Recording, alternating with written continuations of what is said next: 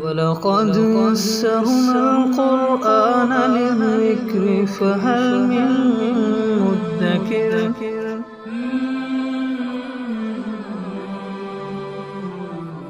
سورۃ البقرہ آیت نمبر 67۔ اعوذ باللہ من الشیطان الرجیم، بسم اللہ الرحمن الرحیم۔ وَإِذْ قَالَ مُوسَىٰ لِقَوْمِهِ إِنَّ اللَّهَ يَأْمُرُكُمْ أَن تَذْبَحُوا بَقَرَةً قَالُوا أَتَتَّخِذُنَا هُزُوًا قَالَ أَعُوذُ بِاللَّهِ أَنْ أَكُونَ مِنَ الْجَاهِلِينَ۔ اور یاد کرو اس وقت کو جب حضرت موسیٰ علیہ السلام نے اپنی قوم سے فرمایا، یقیناً اللہ تعالیٰ تمہیں حکم دیتا ہے اس بات کا کہ تم گائے ذبح کرو۔ واقعہ یہ پیش آیا کہ بنی اسرائیل میں ایک صاحب قتل کر دیے گئے۔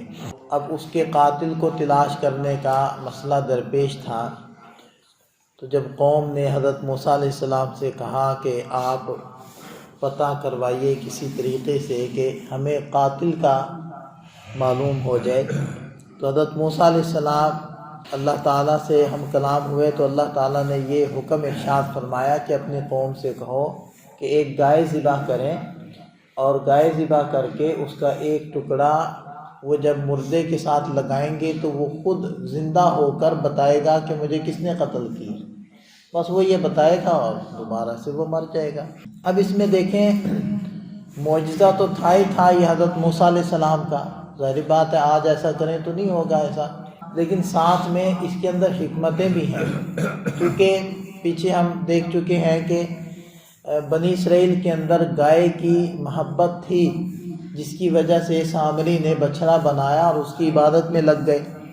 تو گائے کے گردن پر چھری چلانے سے ایک مقصد تو یہ بھی تھا کہ اس کی محبت دل سے نکلے،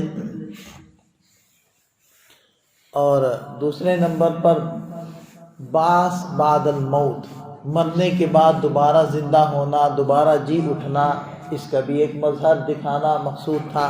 تو حکم ہوا کہ وَإِذْ قَالَ مُوسَىٰ لِقَوْمِهِ إِنَّ اللَّهَ يَأْمُرُكُمْ، جب حضرت موسیٰ علیہ السلام نے اپنی قوم سے کہا کہ یقیناً اللہ تعالیٰ تمہیں حکم دیتی ہے کہ ایک گائے کو ذبح کرو، بس گائے ذبح کرو، اس کا ایک ٹکڑا لے کر مردے سے لگاؤ، یہ خود بتائے گا۔ تو اس پر قَالُوا أَتَتَّخِذُنَا هُزُوًا، کہنے لگے کہ کیا آپ ہمارے ساتھ مذاق کر رہے ہیں؟ بھئی گائے کو ذبح کرنا اور اس کے ٹکڑے کو، یعنی گائے کو ذبح کرنا، اس کا مردے کے قاتل سے، مقتول کے قاتل سے کیا تعلق، یہ کیسے پتہ چلے گا؟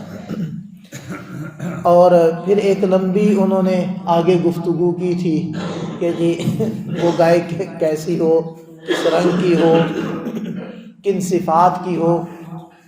اصل میں وہ ایک تو فطرتی طور پر وہ ٹال مٹول کی عادی تھے، اس لیے وہ ادھر ادھر کے سوالات ان لوگوں نے کرنے شروع کر دیے۔